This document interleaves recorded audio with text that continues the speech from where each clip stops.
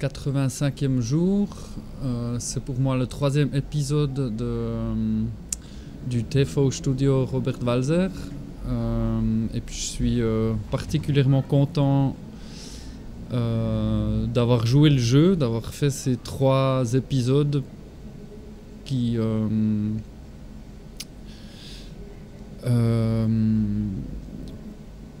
sont pour moi une archive, mais aussi une résonance de mon état d'âme et état d'esprit par rapport à ces 3 mois de sculpture. 3 mois de sculpture, enfin c'est vrai, c'est 3 mois de sculpture, mais souvent ça m'arrive aussi d'oublier qu'en fait je suis là depuis le 15 avril. Enfin, je sais que je l'avais aussi déjà dit, je sais plus dans le premier ou dans le deuxième épisode, mais c'est donc c'est 3 mois de sculpture ouverte, mais c'est déjà en tout en fait 5 mois de vie ici à la gare.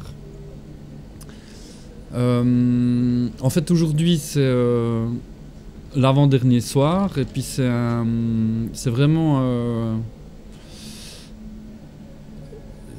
assez fou d'être ici maintenant aujourd'hui en ayant un peu ces pensées de fin, parce que voilà, c'est effectivement la fin. Enfin, il reste 3 semaines de démontage pour lesquelles j'aurais d'ailleurs bien fait encore un dernier interview à la fin des 3 semaines de démontage, mais je pense que ça va être compliqué, ou bien je l'enverrai à Yann, on verra. Mais bon, enfin voilà, le démontage c'est quelque chose de très radical et efficace, espérons-le. Et je pense que c'est plus intéressant de parler maintenant de ce mois et de ce qui m'attend. Ce matin, quand je suis venu à 10h et que j'ai fait ma traditionnelle accolade à Thomas, comme tous les matins en fait depuis que je suis ici, donc le 15 avril, tout le matin on se fait une accolade amicale, on se demande comment ça va et on commence chacun à tour de rôle à faire nos tâches.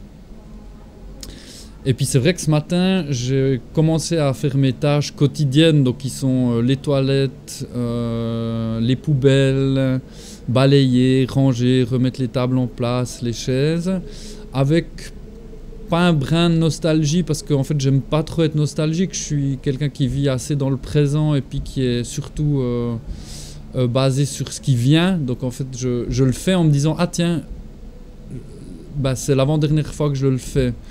Beaucoup de gens comptent, parce qu'il y a aussi ce truc, on parle de ces 86 jours de sculpture, donc il y avait tout le temps ce chiffre qui revenait, le tel et telième jour, etc. Mais moi, j'ai jamais trop fonctionné là-dessus, je me suis toujours plutôt basé sur le réel, en fait, ce qu'on vit là au quotidien, et pas c'est le jour numéro temps.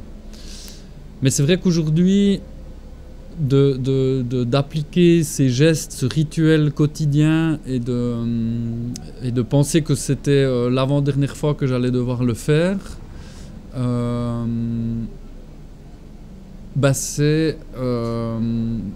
c'est vrai qu'il y a un côté émouvant, parce que ça les toilettes et les poubelles, c'est aussi des moments que j'aime bien, parce que c'est des moments, en fait, des tâches justement très claires et qui me permettent aussi de voyager dans ma tête, de penser, de réfléchir, de comprendre qu'est-ce que je fais ici ou de pas comprendre, mais c'est des moments très intimes, en fait, je trouve. Et aussi, c'est vrai, il y a de temps en temps des gens qui disent merci beaucoup pour les toilettes. Et ça, c'est aussi très agréable. Et je trouve, j'ouvre une petite et courte parenthèse toilette, mais je trouve qu'en pensant que ces toilettes à la gare, ouvertes en fait 24 heures sur 24, enfin pas 24 heures sur 24, mais si on veut bien, oui, quand même ouvert 24 heures sur 24, je pensais que ça allait être pire. Donc je trouve que c'est assez... ça n'a pas été si grave que ça de nettoyer les toilettes ici. J'ai plutôt été impressionné par la quantité de boîtes en aluminium de bière que j'ai dû évacuer de semaine en semaine, parce que alors ça c'était bien plus impressionnant que les traces de caca que j'ai pu retrouver sur les murs ou dans le sol dans les toilettes. Mais donc voilà, ces gestes quotidiens et puis ce rituel demain, je vais le faire pour la dernière fois et je me réjouis vraiment de le faire pour la dernière fois. Aujourd'hui, il y a une dame qui m'a demandé si elle pouvait m'aider, puis j'ai dit non, mais en fait, je suis très content de faire ça tout seul et de le faire là maintenant parce que voilà, c'est ma façon aussi de clôturer cette sculpture et puis de faire mon boulot en fait. Alors mon boulot, il va à nouveau changer pas mal là, parce qu'à partir de lundi, je me retrouve responsable du démontage. Et voilà, pour ça, je suis très content parce que j'ai trouvé une chouette équipe qui va démonter tout ça. On est 12. Donc là, c'est parti pour 3 semaines de démontage. Je suis aussi particulièrement content parce que j'ai fait un appel à mes contacts et aussi réseaux sociaux où j'ai fait un petit flyer en disant voilà, il y a du bois, tout le bois qu'on a utilisé pour construire ces baraques, il est à disposition, c'est gratuit, mais c'est vous qui devez venir le démonter. Donc ça, c'est aussi une manière de faire qui me tient à cœur et où je suis vraiment très content que Thomas me laisse gérer ça complètement parce que je trouve que c'est une façon...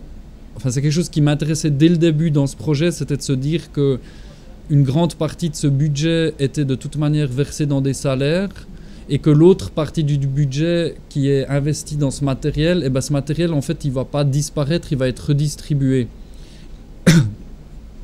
Et là, je suis assez content de voir que ça a fonctionné parce que toutes les baraques de la sculpture sont maintenant distribuées à des groupes, à des associations, à des gens qui ont envie de faire quelque chose. Et ça, je trouve que c'est vraiment... enfin, pour moi, c'est vraiment une réussite, ça. Parce que ça correspond quand même... Enfin, je ne sais même plus combien il y en a en tout, mais c'est en tout cas, là, j'ai réussi à joindre, je crois, 13 ou 14 groupes de gens qui vont démonter eux-mêmes, de A à Z, ces baraques. Et je pense que même que c'était une condition absolue pour ce démontage, parce que si on avait dû en plus démonter nous-mêmes tout ça, je pense qu'en 3 semaines c'est faisable, mais ça aurait été compliqué. Donc c'est une manière aussi de rendre ce démontage possible, c'était d'investir et de proposer à tous ces gens de profiter de ce super matériel qui est ici et de le réutiliser pour autre chose. Donc c'est aussi une manière de faire vivre et de prolonger l'histoire de cette sculpture parce que ça va se retrouver un peu partout à Bienne dans différents projets et donc ça va continuer à vivre et je trouve ça particulièrement touchant en fait que ça continue à vivre de cette manière. Je vais m'allumer ma cigarette.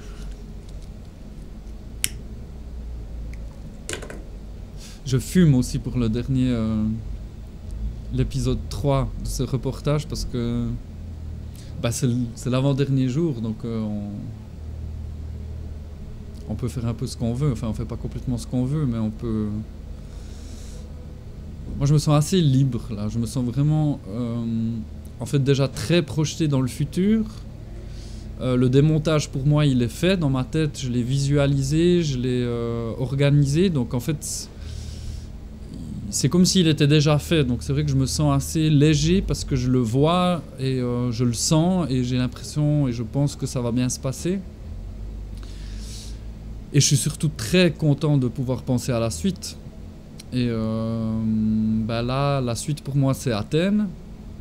Je vais partir une année à Athènes pour réaliser différents projets, dont un qui sera lié à un projet principal qui est dans un bâtiment dans lequel je vais créer une résidence avec 2 amis belges et dans cette résidence on va inviter 9 autres artistes à venir nous aider à créer une maison dans laquelle il sera possible de travailler et de vivre.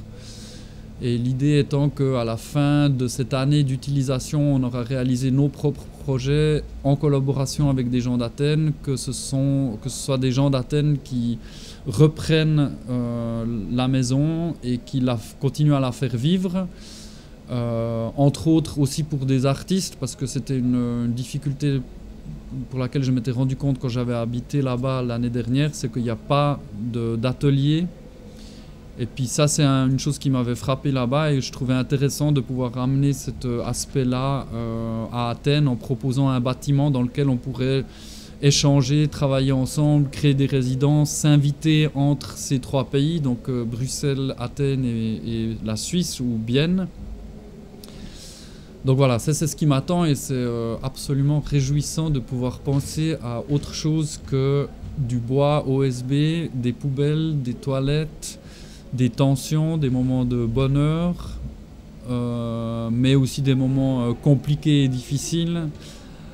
Thomas disait tout le temps, tout ça est fragile, et c'est vrai, il y a une fragilité incroyable dans cette sculpture, mais mine de rien, cette fragilité, elle a tenu jusqu'au bout, et je pense que c'est ça qui est le plus important. En fait, cet après-midi, quand j'ai pensé un peu à cette dernière vidéo, j'ai peut-être l'intention d'en faire une quatrième, Yann, mais avec Bridel en fait, parce que pour moi c'est Bridel, pour moi ça a été une manière aussi de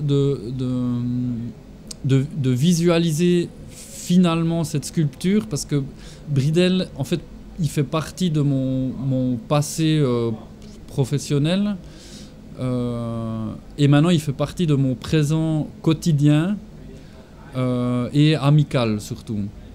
Donc c'est quelqu'un que j'ai rencontré quand je travaillais à l'époque à Mâche, dans le centre de jeunesse, et il fait partie de cette première génération de jeunes que j'ai côtoyé à Mâche.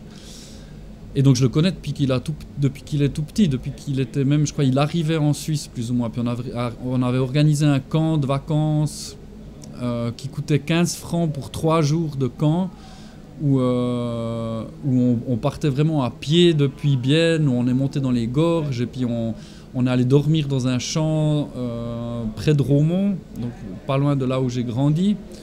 Pour éviter les frais, on avait même dû aider le paysan à aller travailler, à ramasser des mauvaises herbes. Et puis voilà, Bridel faisait partie de cette équipe-là, et puis c'était une expérience incroyable. Et puis c'est vrai que déjà à cette époque-là, c'était quelqu'un qui me touchait, et on a gardé contact en fait au fil des ans,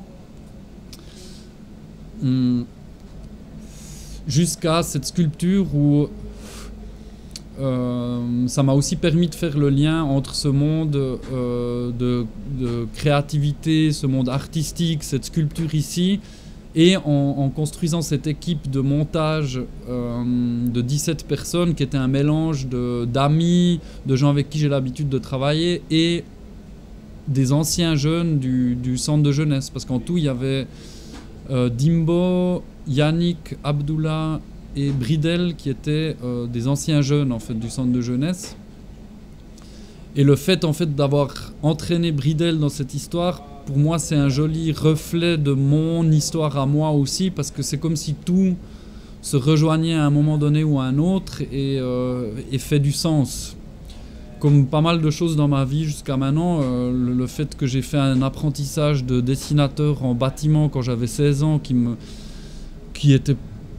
je l'ai fait parce qu'on me disait il faut le faire, il faut que tu fasses un apprentissage, il faut que tu fasses quelque chose.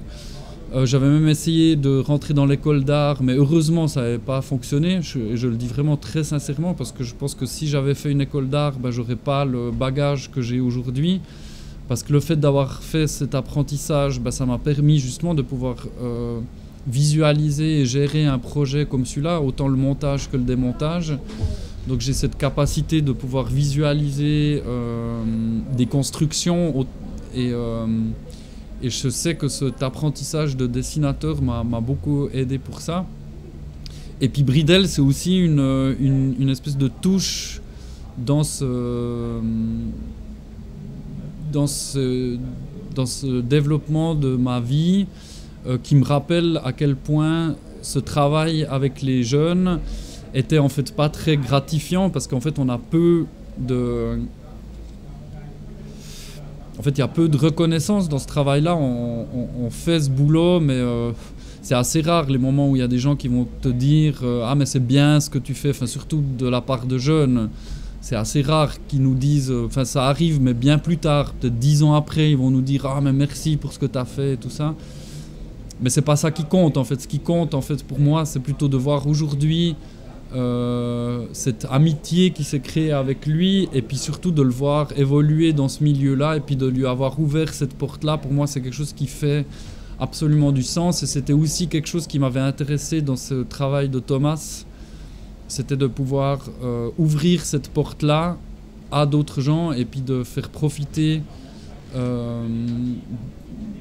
voilà, des gens comme Bridel, et puis qu'il ait pu complètement s'épanouir, à mon avis, dans cette sculpture, et puis se positionner aussi maintenant clairement en tant qu'artiste ou visionnaire, avec des envies, des projets. Et alors à voir qu'est-ce qu'il va faire après la sculpture. Mais un de mes projets d'ailleurs à Athènes, c'est de l'inviter comme résident pendant un mois à Athènes. Donc on verra comment ça va se développer. Mais voilà, pour moi, ça me paraissait important, cette parenthèse-là, parce que c'est une belle finalité pour moi, c'est un joli cadeau, toute cette sculpture, toute cette aventure, toutes ces rencontres, mais aussi justement ce lien avec mon passé. Ouais, voilà. Et du coup, je ne sais pas encore si on va réussir à le faire, mais j'espère, peut-être qu'on va le faire, de pouvoir encore faire une petite discussion entre Bridel et moi. On verra si on peut faire ça demain, peut-être. Puis si ça ne se fait pas, bah, tant pis, on l'aura fait entre nous plein de fois. Mais voilà, je suis très content de vivre cette avant-dernière soirée ici. Et voilà, vivement la suite. Merci beaucoup Yann aussi pour le TV Studio et tout ce que tu as fait avant. En fait, je pourrais aussi te lancer des belles... toutes ces palettes que Yann a organisées. Et tout ce travail qu'on a fait en fait en amont avec Yann, avant toute cette préparation, c'était en fait un moment flou, mais complètement... parce qu'à cette période-là,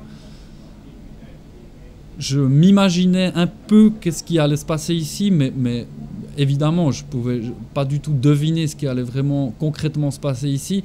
Et puis quand on faisait des réunions au début ensemble où on se connaissait pas du tout, c'était ouais, on a l'impression de nager à contre-courant dans une espèce de flou absolu. Mais voilà, ce flou absolu, il s'est transformé en cette sculpture incroyable qui nous a fait vivre tellement de moments intenses et magiques pendant ces 3 mois d'exposition, mais aussi pendant ces 2 mois de montage qui étaient pour moi fantastiques, parce que c'est aussi une découverte pour moi de voir à quel point je pouvais faire ça et le faire bien, je pense, et y mettre tout mon cœur et toute ma passion là-dedans. Ça a été une opportunité fantastique. Et puis bien sûr aussi merci à Thomas et à Barbara et Rudi de Haus am Gern qui m'ont conduit à Thomas en fait, en m'invitant pour la première fois à l'espace libre quand on a rencontré pour la première fois Thomas, et puis qui m'ont juste dit ouais mais en fait viens, il y a un repas, tu vas rencontrer Thomas, on va vous mettre ensemble puis on verra bien comment ça va se passer. Et puis que depuis ce jour-là, en fait, je fais partie de ce bateau-là et c'était fantastique. Voilà, je m'arrête là. Merci beaucoup.